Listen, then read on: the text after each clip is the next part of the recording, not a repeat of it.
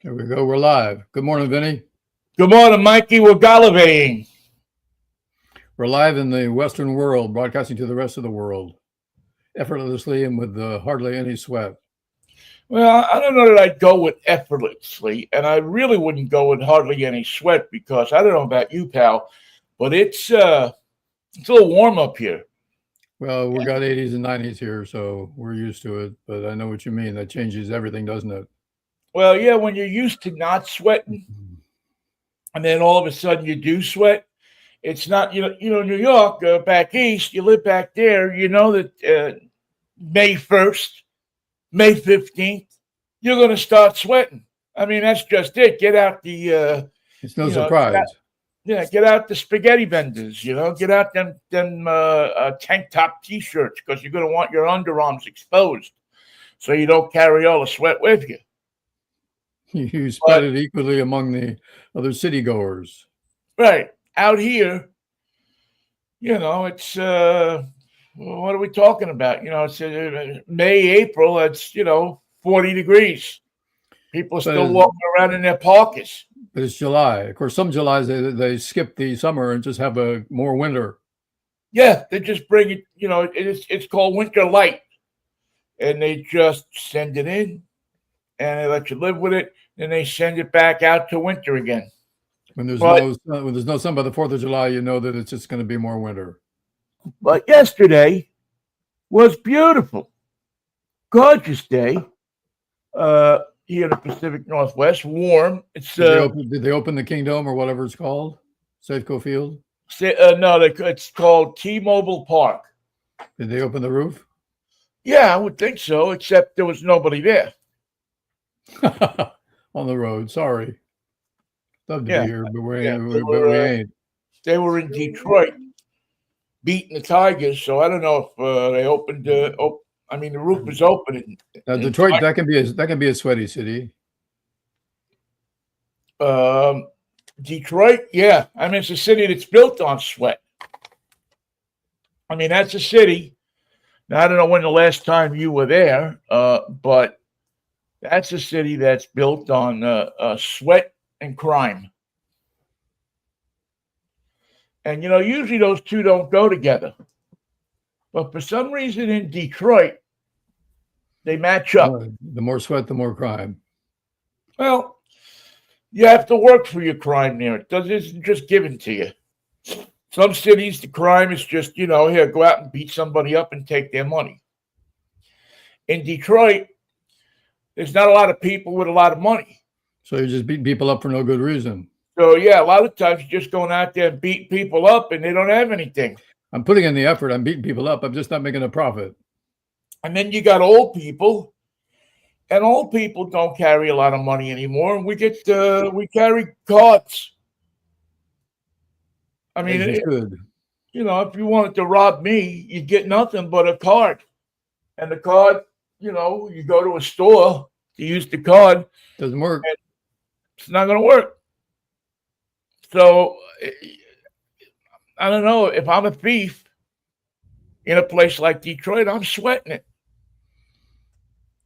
I'm wondering where's my next money coming from? Corporation.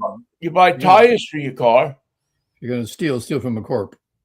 They're people have tire locks. It just doesn't seem like crime pays in Detroit. Now you go out of Detroit to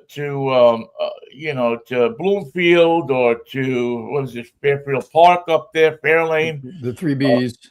Some of the other towns, Ann Arbor, I could see crime paying there. But if you're in Flint, if you're in Detroit, if you're in places like that, some of those really depressed cities, I don't know what you do if you're a criminal. You probably pick up and move to East wherever your car will carry you to.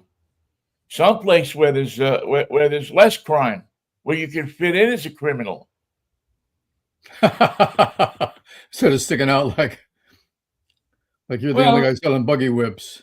Again, in Detroit, if you're it just does criminality if I'm in New York City, criminality looks like a growth industry. You could do something with it. You could go someplace. You could be somebody.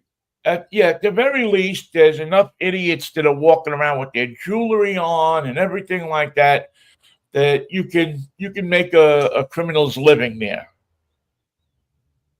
Mugging people. It's an up and down proposition, but it's possible. It's possible. Philadelphia, Washington, those cities have room for crime. If you want to be a criminal, you can go. Well, Washington might not because all the Trump's people are there. So that might put a crimp if you're a white collar criminal. But if you have television experience, you got a leg up. Yeah. If you were on It Takes a Thief or something like that, yeah, maybe you can get on the show. But for the most part, most of these cities that are burned out, Little Rock, Detroit, Birmingham, what's the one I'm thinking of down there in Elko, Mobile? All of these southern cities and all these Midwestern cities, East St. Louis. Anything in Ohio?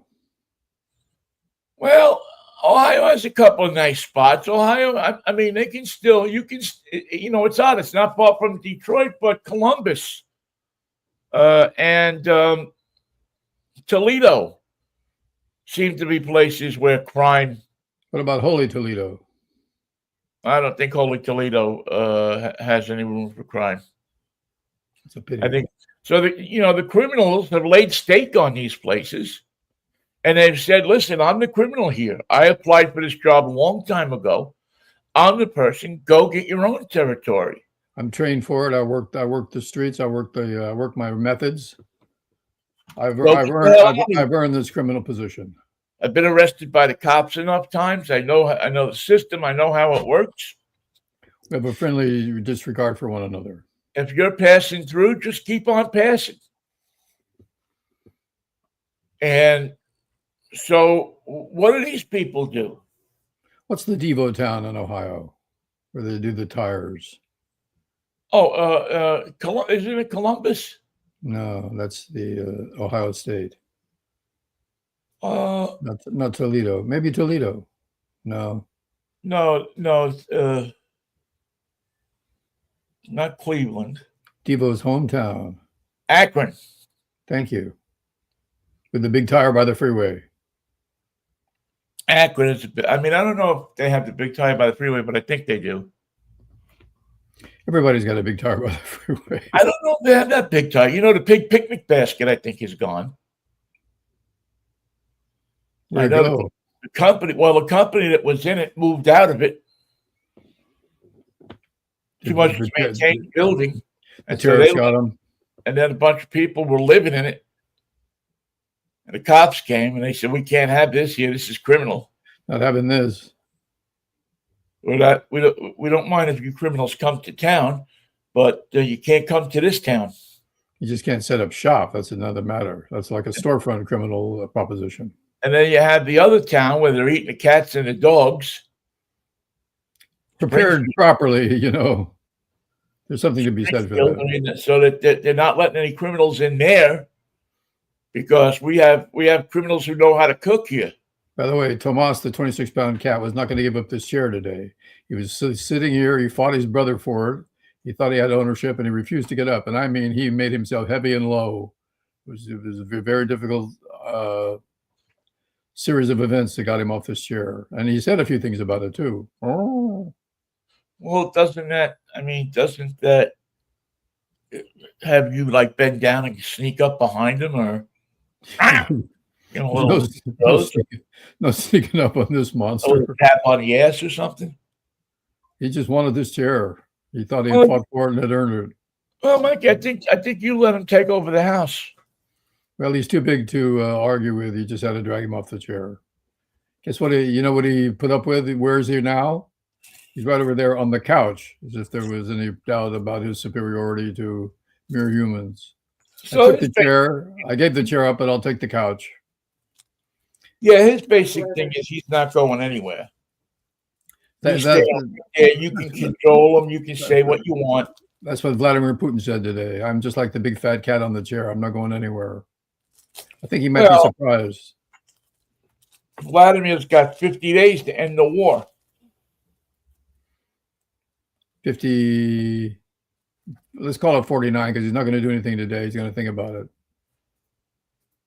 Well, I think they gave him the message yesterday. I think Trump said 50 days as of yesterday. You got to end the war or he's going to put more sanctions on. And you know how scared, I mean, you know how scared that makes Putin. Oh, he's shaking in his waistcoat. Now, when I saw that headline, I had to ask myself, Michael, isn't that kind of the same thing that Biden did to handle the Ukraine? Yep, try the financial squeeze. Yeah, send weapons over and over to Ukraine and put sanctions on Russia so that they couldn't sell their oil. I think Putin probably said, every time he calls, we have a conversation. He tells me to do something. I say I will, and then I don't. How long is it going to take? And it took this long. Well, the whole idea of ending that war in one day, I don't think that's happening. Nope. So we'll see where that gets us. I think the Ruskies have proven that they can't beat them. They can't beat Ukraine. They can kill a lot of people. They can make life miserable, but they can't win. Well, I guess they could if they, resorted to, I mean, I don't know what their soldier situation is. I have to think that they've gone through much of their army. Yeah. And I got to think by now, more people know the truth about Ukraine, depending on how you feel, or if you live over there. I mean, there's some people that live there that believe that Ukraine is part of Russia. And they believe that, it should all be one country, one big brotherhood. But it ain't going to happen. Are they willing to put a uniform on? Or I guess, Putin will let you fight nude if you want. Oh, yeah. They'll give you a pair of boots and give the uniform to the next guy. It's like a hot, sweaty city. It's like Detroit. Yeah. Is he gonna back off of this, or is he gonna get enough people who believe that he's right to go out there and fight for him? Who's going to join with him? China? North Korea? The idea of someone joining with him, like North Korea or China, is daunting. Well, yeah, China joining with him is something you really don't want to see. North Korea, I wonder what the holdup is there, because I'm kind of surprised that they haven't gotten together already. And I know they had some North Korean troops in Russia, in Ukraine, actually. But I don't know what happened to them. And I do believe that Kim is trying to help, sending him weapons, but I don't think he has a whole lot of weapons to send, to be honest with you. He's not going to be, his window dressing is not a big factor. The only thing he'll send him is I guess if he wants a nuclear bomb, he'll send him a nuclear bomb when they can drop over Kiev or something like that. But, he can send along a copy of his plan for famine. He's got that. Well, I'd say a nuclear bomb is a plan for famine. I would think that if he decides to exercise that, Putin, using that nuclear bomb, that we got World War III. And we're going to see cities in the United States destroyed. It's over. Oh, you have a nuclear winter. One flip of the planet and one orbit. And the cloud is everywhere, and that's the end. Yeah, it doesn't take. It's not going to take long for millions of people to get killed. No, because these two fucking hardheads in the Ukraine and Russia don't want to come to some kind of agreement. Now, I'm all for the Ukraine, and Zelensky, no matter what you think about him, has done a pretty damn good job of holding off a major world power. And he's done it consistently. So, I mean, while I'd like to see him get my money, I just don't think that Putin has used the last weapons in his quiver. I'm surprised that NATO didn't say, we'll buy these weapons from you, because that's the agreement that they've made with the United States. We don't sell them to Ukraine. We sell them to NATO, who give them to the Ukraine. And they could have come to that agreement a long time ago. Trump should have said, oh, you're buying them. Why didn't you say? Are you paying the U.S. government, or are you paying me directly? Well, that certainly would have whet his fancy somewhat, because now the deal is about money and it's transactional. Right. Sure, you can have this stuff. Why didn't you say you wanted to buy it? And you kind of get the sense that he'll sell anything to anybody. That, if he'll sell Bibles. But he's too busy worrying about, he's got a lot on his plate too, the old president. Yep. His going on that MAGA loyalists are up in arms. Who would have ever thought that the MAGA loyalists would have been upset about Jeffrey Epstein? Well, he ran those pizza parlors in Washington, D.C. They were supposed to be in the basement, but they didn't have basements. That was the first sign that we had a problem. Yeah, that's never a good thing. But, I mean, the whole premise that the MAGA people are mad at Trump for something that that you figured that he had done already. I mean, it wasn't something. This Epstein thing has been out there for how long? A couple of years now. For years, yeah. Before he died, though, it was rumor central. Yeah, and this whole mix up or mess up or whatever it is with saying, well, there is a file, well, there isn't a file. It's on my desk or it's not on my desk. It's one of the two. I'm saying it's on my desk, but that could mean that it's not on my desk. All right, go see Joni Ernst. She may have it. Go pick a female member of our staff, a female member of our cabinet, a female member of anything. That's Ronnie Spector. That's Diana Ross and Ronnie Spector. Has anybody checked Condoleezza Rice? She's in the shed right now working on drones. So the whole thing is falling apart this week.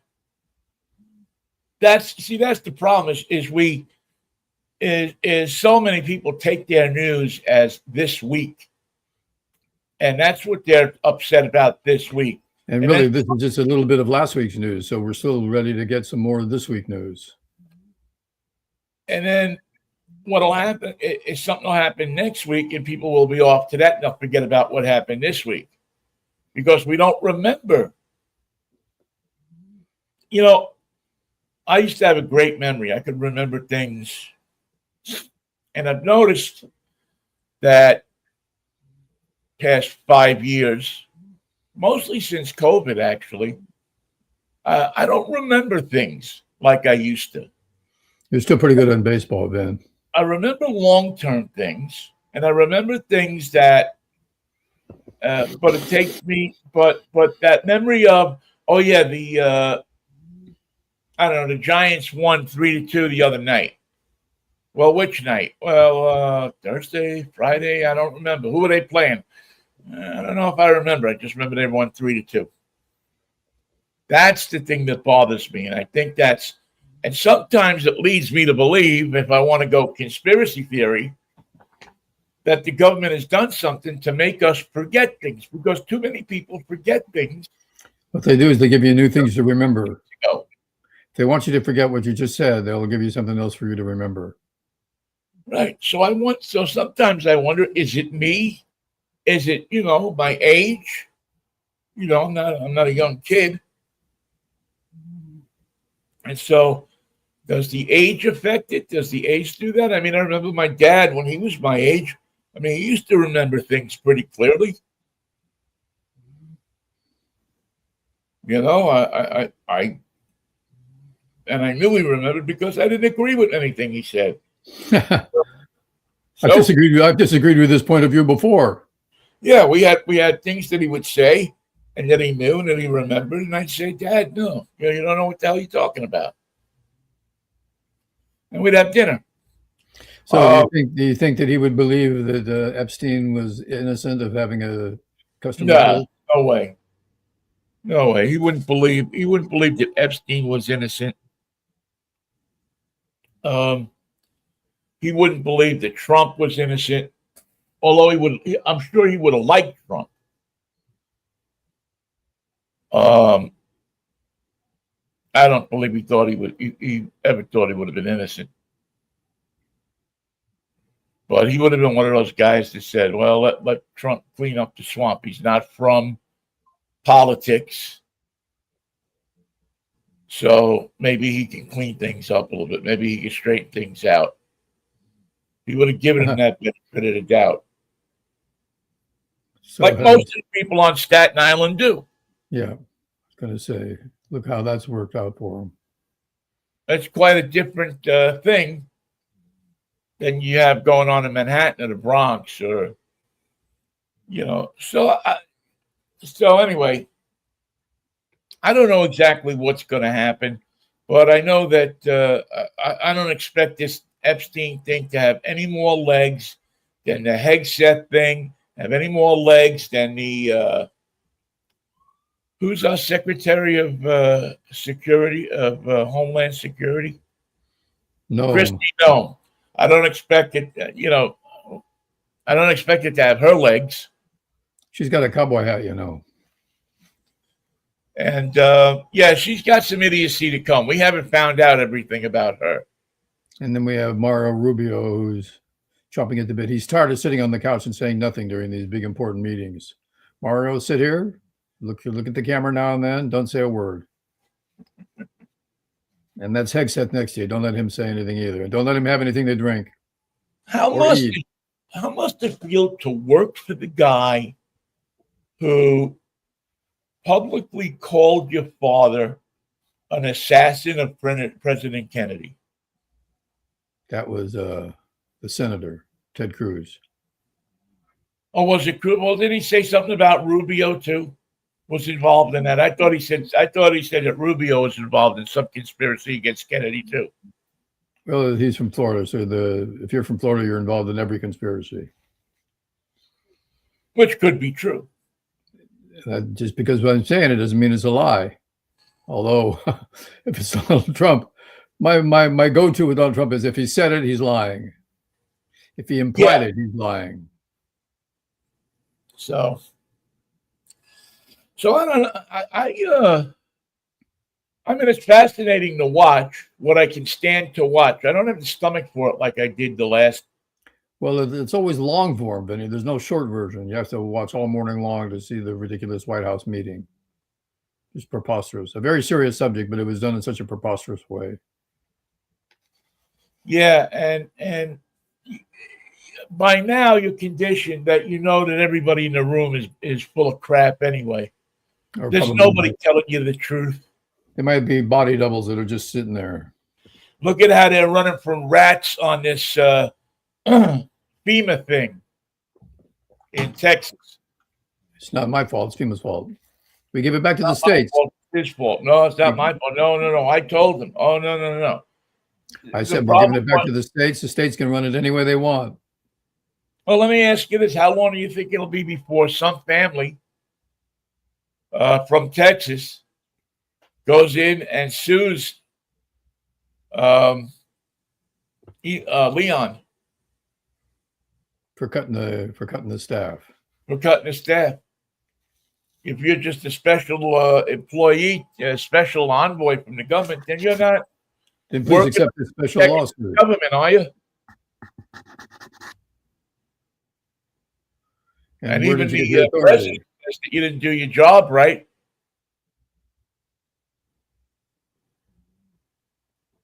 They failed every aspect of their. They failed, and all these little girls died. Yep. That's Yeah, what happens. you can build the rest of your camp down here by the river. Go ahead. We'll just change the map. That's what happens when you give these kind of responsibilities to people who don't know what they're doing. And don't care. Say what you want about the FEMA people. Sometimes they're slow to respond to things. They have a lot of paperwork. But you know what?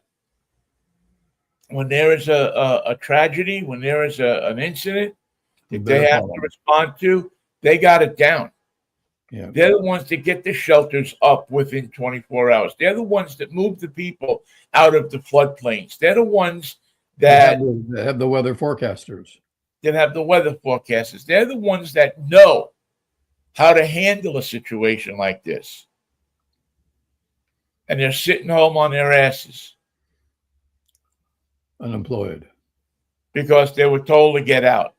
They're told to pack your desk up by somebody who should have never been allowed to have any of that kind of authority or access. Right you are, Vinnie. And I truly hope, and I'm not a fan of lawyers by any means, but I truly hope that every injury attorney and every attorney in the world goes down to Texas and represents every one of those families and sues the shit out of not just Musk personally, not just the government, but Musk personally. If he's got the kind of money that he can spread around to elect Congress people, let us have some. Then he's got the kind of money that he can spread around and build people down there new houses.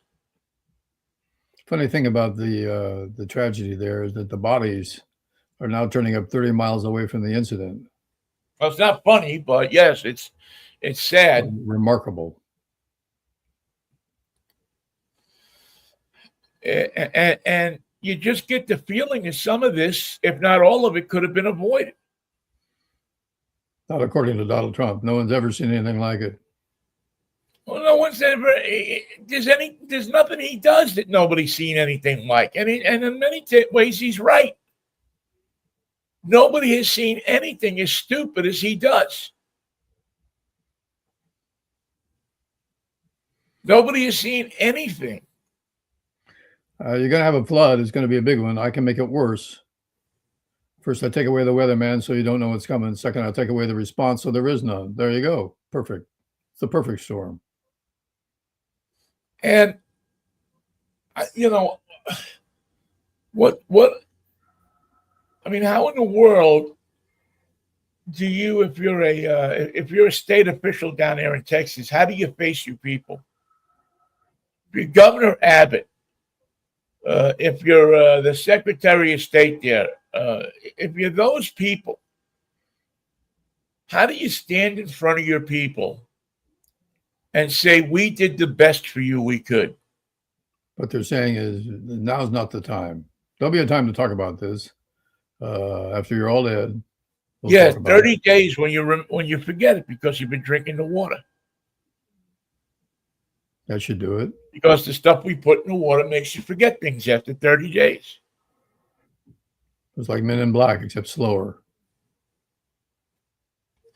I wonder if that's true. I mean, it's something you kind of, you make observations and you look. But well, according to Texas, this is not the time to observe. This is not the time to look. It's not the time to question. Not the time to want answers. It's not the time to look back and see where you did it right and where you did it wrong. It's not the time for any of that. What time is it? It's time to pray. Texas style.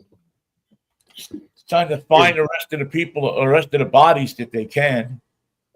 Give these people some closure. Somehow, I don't think they're going to find them all. No, I think it'd be impossible to find them all. But it's time to get these people some relief, some closure. It's time for them to get them to higher ground. It's time to get them out of, to assess where this could possibly and probably will happen again. It's still get raining. them out of there.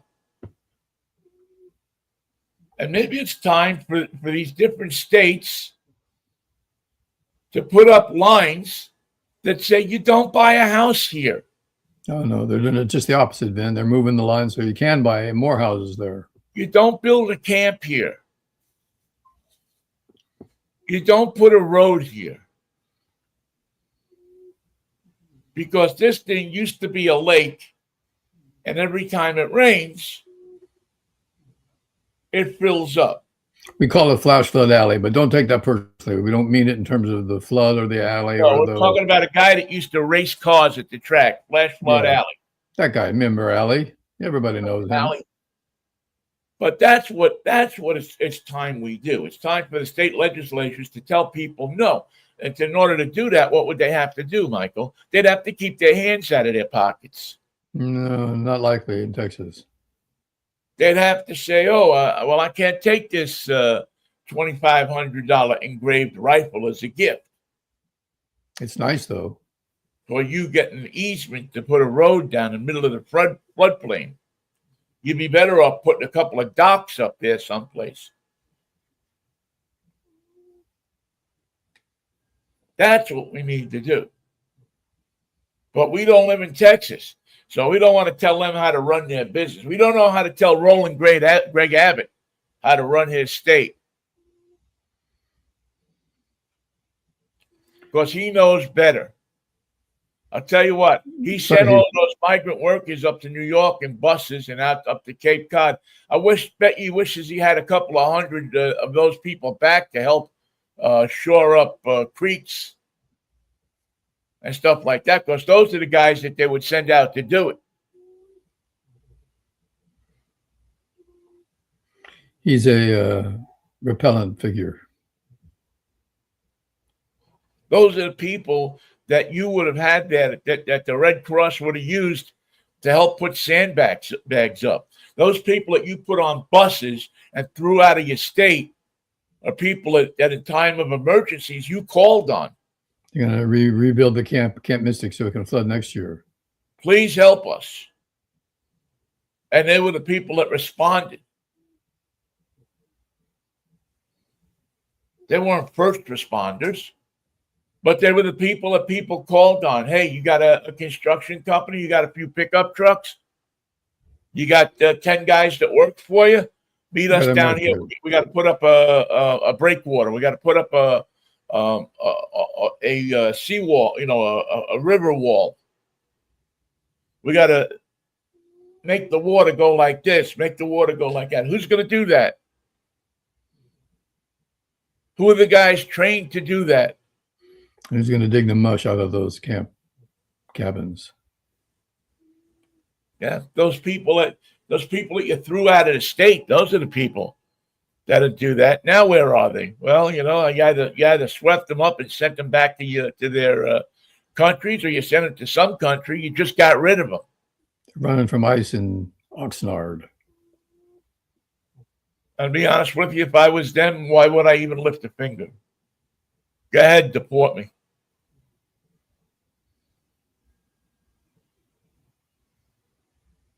Why would I even lift a finger?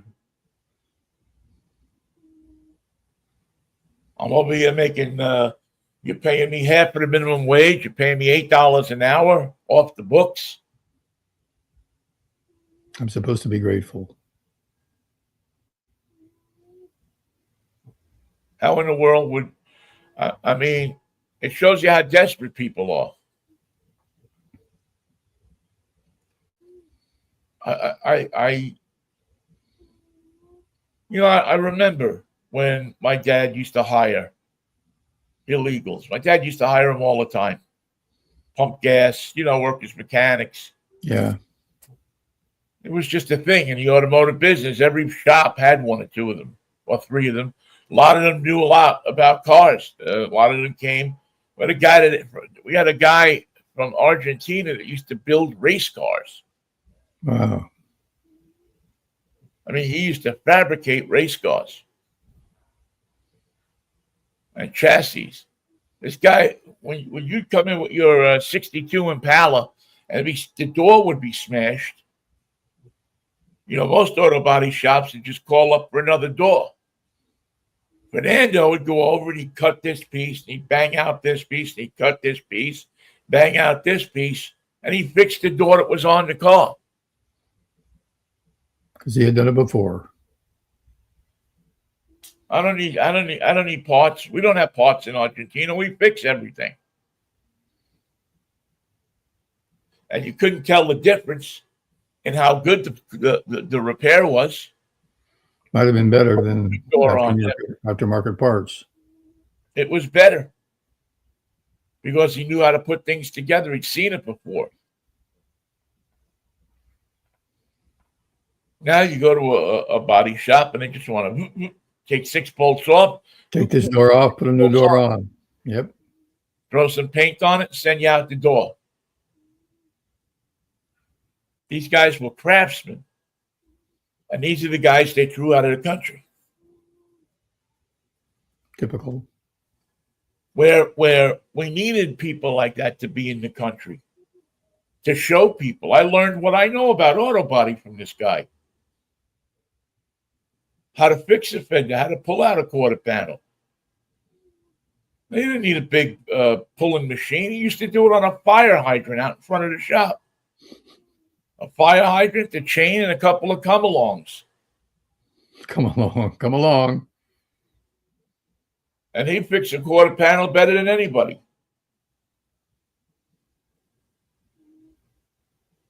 So, did the fire hydrant ever complain? Did it ever give a little bit?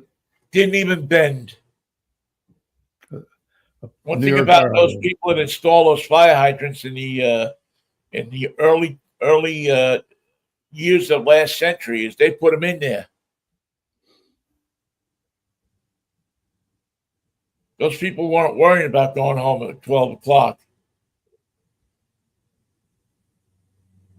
They knew they had to get fire hydrants in from Vernon Boulevard up to 44th Avenue, Court Square. And they got them in. And I mean, they got them in. And they remain there today. And you drive up today and they're still sitting there.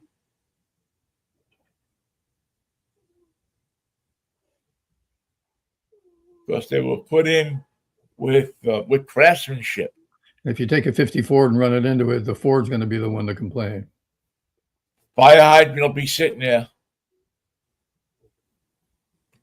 You never see, I don't ever remember seeing a fire hydrant knocked off.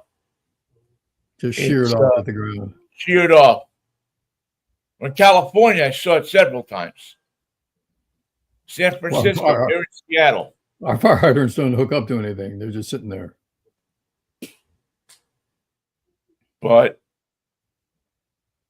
the way they put them up in New York, those guys, those old world crafts guys, they knew how to put a fire hydrant and they knew how to put pipe in.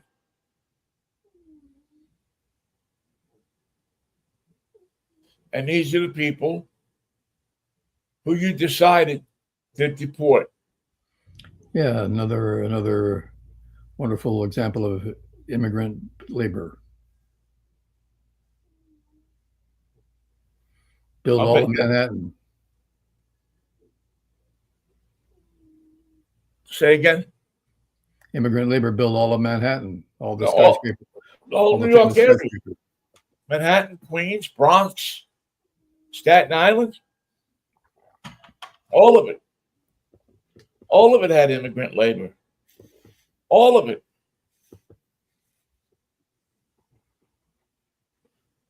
Who do you think built the Brooklyn Bridge?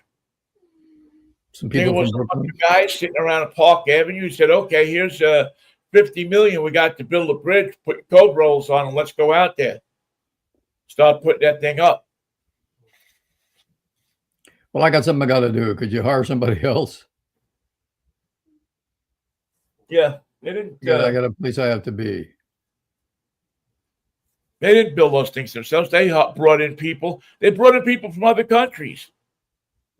They brought in Germans that knew how to build bridges, and they brought in Italians who knew how to do stonework. And they brought in different nationalities that were known for doing certain types of things.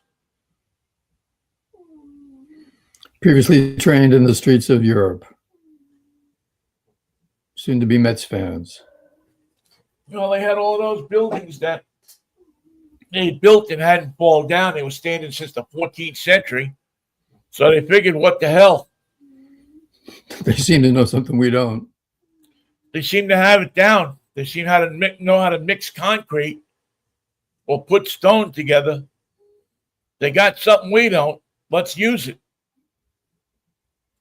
But we don't look at our immigrants like that today. No, we look at the Chrysler building and say, you know, a white guy probably did that. Not even that. We look at them and say, get them the hell out of here. They're nothing but thieves and tramps and gypsies. It's just a share record waiting for the charts. And they're going to rob us.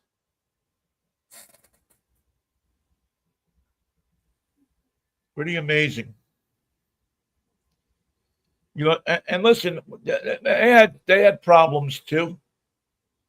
They had their organizations, but we handled it. We handled the mafia. We handled the what was the Germans, the Bund. We handled those people. We knew that. We included him in instead of including him out. Who was it said include me out? Was it Yogi? Yeah. So anyway, that's our rant for this morning. Went a little long. What do you think about you're gonna watch the All-Star? You're gonna watch the Home Run Derby tonight? Maybe, probably not. If there's a good mystery on, I won't. How about the All-Star game tomorrow? Nah.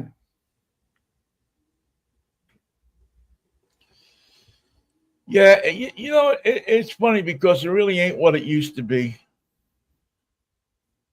Well, a lot of the guys are so on tenterhooks for injuries, they want to opt out. They don't want anything to go wrong with the All-Star game.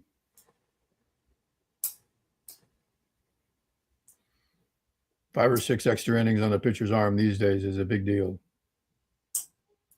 Well, I hope that it's not going to, you know, the rumor always used to be that the All-Star game, the Home Run Derby, would mess with the pitcher's arm, with a hitter's swing. That a lot of people said about Junior that when he would come back from the Home Run Derby, he'd be swinging from his ass for a couple of weeks. Well, it's like batting practice, extended batting practice. You know, so I hope that it's not going to do anything to the big rumper there, the big thumper, the big dumper, or Cal Raleigh. Hope it's not going to do anything to his ass. Is he in the Derby? Yeah, and these Mariners are relying on him. The other night he hit a game-winning grand slam, his second home run of the night. Yep, he's looking invincible. He's dicking with those home run records that we used to talk about. The Bonds and the McGuires and the Griffeys and the Sosas. He's in that territory. I don't know if he got his 40th yesterday, but he's got either 39 or 40 at the break. And that's uncharted territory for Mariners. It's uncharted territory for anybody. I don't know. I don't know what other player. I think there's one other player that had 40 by the All-Star break.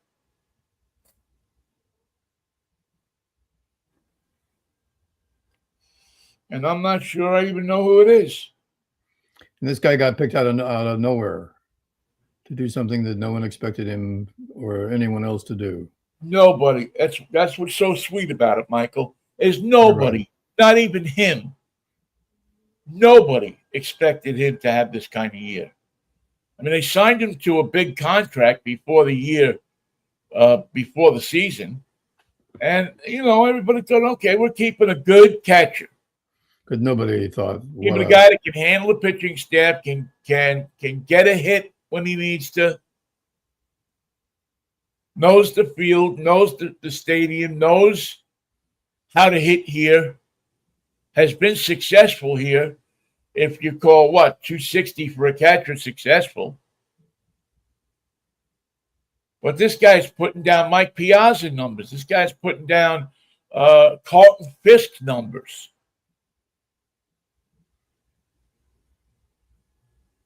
and he's doing it without a lot of emotion. He just gets up there and gets a hit. Just comes up and hits. He's driving the crowd crazy, but he himself seems to be calm. Yeah, he's calm about it. They hand him that he hits a home run and he comes in. They hand him that stupid trident that somebody's going to get hurt with. Someone's going to get to take an eye out. I knew you were going to say that. You got to put somebody's eye out with that damn thing. Get it out of the dugout.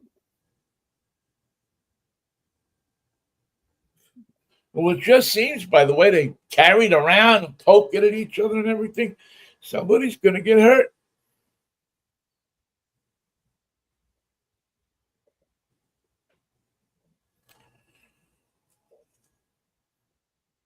Meanwhile, the Giants play the Dodgers this weekend. Go ahead. He has 38 home runs. Most home runs by a catcher before the All-Star break in Major League Baseball history. He surpassed the previous record of 29 that was held by Wes Westrom.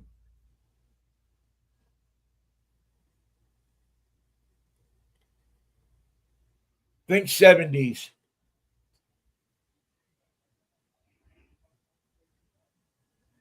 Johnny Bench. Johnny Bench. And the most home runs by the All-Star, by any player before the All-Star break is Barry Bonds, 39. In 2001,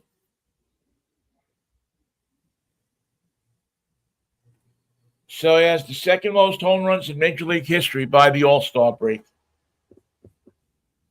Now that's nice, it's a nice thing to say. It's a good thing for the announcers to have in their heads when they're, uncharted territory. When they're calling a 24-0 game on a Tuesday night in Baltimore.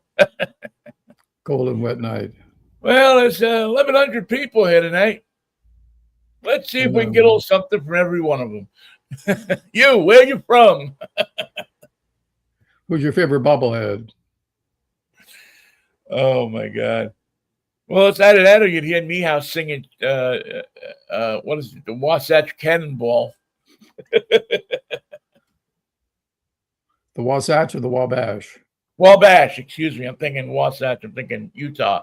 The Wabash Cannonball. He'd go into that or he'd go into some Sinatra song. Witchcraft. Although he said he hated Sinatra because of having listened to that damn New York so many times in Yankee Stadium when they'd get beat. So he heard it a lot. Yeah, he must have heard that song a lot over his career. Well, I'll watch the All-Star game. I think it'll be interesting. I don't know half of the people in it.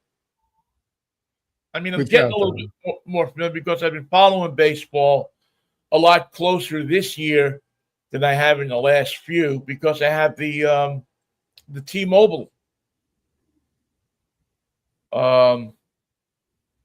T-Mobile for my cellular, and they give you All-Star. They give you that All-Star. They give you the MLB, so you can watch all the games except for Mariner games. I can't get a break on any of the Dodger Giant games. They just don't show them here. Nothing. Zip. Forget it. Blackout. Forget about it. Don't even look. Don't ask. Wow. So is that a lot? I mean, how much do they charge a month for the Dodger games? I don't know. It's probably a reasonable price, but they instituted it, and the Dodger fans hated it, and they've never embraced it. Well, they got it here too. They started charging $20 a month for Mariner games.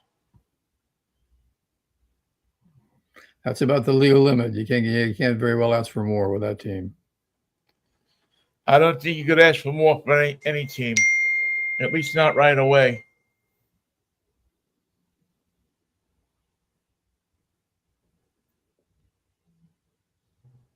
I think it's a really tough sell for people right now. I mean, I don't know how many subscribers they have, and I think as the season goes on, if the Mariners stay competitive and they stay in the race, they make some kind of deal, then people will probably buy it the last 2 or 3 or 4 months of the season. Well, what's the population of the state? 7 million, 7.5? Yeah, something like that. So how many are baseball fans and how many are willing? So the market's not that big. Well, and there's out-of-state people. You get a I mean, it's a whole region. I mean, you get. I mean, they draw from Oregon, Idaho, Montana, Wyoming, Washington, maybe Utah, and Utah. Am I leaving anybody else out? No. BC. Can you get it in BC? Yeah, you can get it in BC, but I don't know what the cable deal is for BC. I suspect it is different.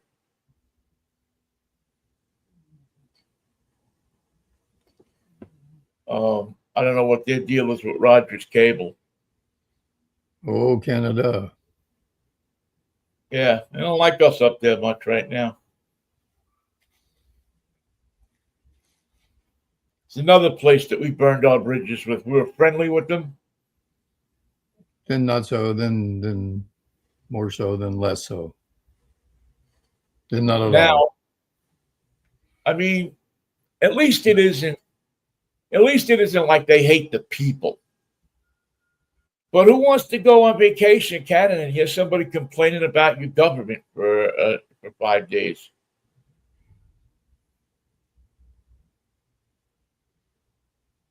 Oh, you're American? Oh.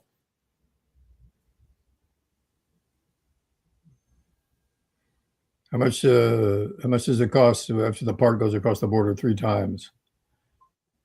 Put the door on, you send it to America. You send it back to Canada, you put the wing flaps on, you send it to America. Send it back, put on the windshield wipers, and send it across a 3rd time. And then you have to remember, where are we in the threat? He threatened to do this after 10 days, but he said he was going to change his mind after 90 days. Then he sent a new letter. We don't know what's in it. It's coming in 2 days. But then in 5 days, we have a new deadline. But he's put a hold on that. So we have 90 days to do something, and I can't remember what. I don't know. We got 90 days to agree to something. But I don't know what it is that we got to agree to. I guess a trade deal the way he wants. He sent different letters out, mimeographed letters out to different countries. It's always a little disturbing when you get a mimeograph from President Trump. With a strike through on a couple of the letters because the person who was doing the mimeograph was told, don't waste this mimeograph paper. We only have 10 or 12 pieces left. Use both sides. Leon took it with him. We had a nice copy machine, but Leon took it. Leon took it, said he brought it in from his museum. Said it was his. So we're not going to be able to do much there. All right. Well, I got an accident story to tell you. I got into I don't know if I would see. I don't know if I would call it an accident. I got into an incident yesterday, but I'm not going to. I'm just going to tell you that I'm all right. The car's all right. I went down the side of a mountain. It was quite an experience. I think the biggest experience in the whole thing was the person who responds when you hit the SOS button. I'm telling you now, if you buy a car, before you pay for the car, press that SOS button and find out what kind of functional idiot is on the other end of that SOS button. He's not there to help necessarily. No. And I'll go into it more on Wednesday. But I'm going to tell you that the worst thing about the whole incident yesterday was not worrying that I was going to roll this Jeep down the side of a fairly high mountain. But it was much more dealing with the idiocy of this person who was on the other end of the phone, who, as I was tethered on a tree branch on the side of this mountain, and with my car sitting at a 90-degree angle, Ass first on the mountain. told me, well, I can't really do anything unless you can read me the VIN number.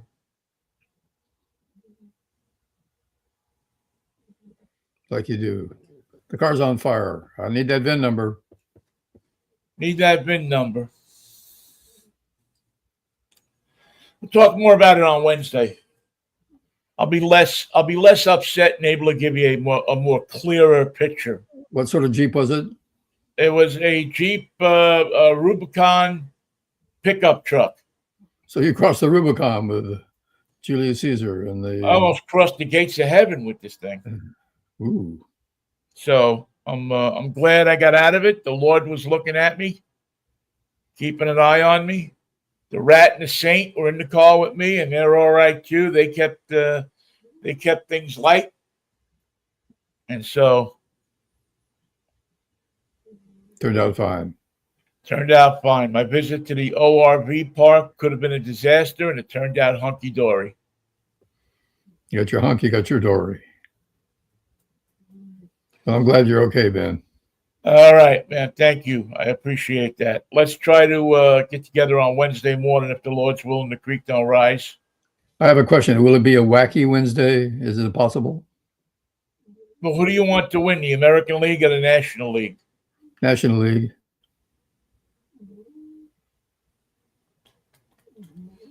Yeah, it'll be a wacky Wednesday. I mean, I it's funny. I don't know who's going to win this year. I mean, it seems to me the National, because they seem to have a lot of the stars. A lot of bats. A lot of bats, man. They got a lot of hitting. You know, back when we were kids, it was the American League that had the sluggers. Al Kaline, etc. The Al Kaline, the Mickey Mantles, the Hank Elston Green, Howard. Yeah. Elston Howards, Roger Maris's. National League had a lot of good pitchers and a lot of good singles hitters. A lot of bingo boys. And they had a lot of good black players, Spanish players. It was a colorful league, the National League. American League still lagged behind. So we'll see how it plays out. I don't think that that's a problem anymore, but we'll see. There's something not right with baseball, and I can't put my finger on what it is. It's like the caring is missing. Yeah, the mental commitment. Shortness of the game. They've shortened the game down considerably with the pitch clock. So I've almost come to say, okay, the pitch clock might be a good thing. But I'm never going to get used to that phantom runner. It's the worst idea they ever had. It's nothing but a softball game after the 10th inning. Smokey. Smokey Burgess rule. All right, man. I will see you on Wednesday if the Lord's will and the creek don't rise. Watch out when you're in reverse today, Ben. Yeah, I certainly will. Peace, love, and Manischewitz, Mikey. What a wine. See you, Vinny. Take care. Bye. Thank you all for listening too. Always appreciate it.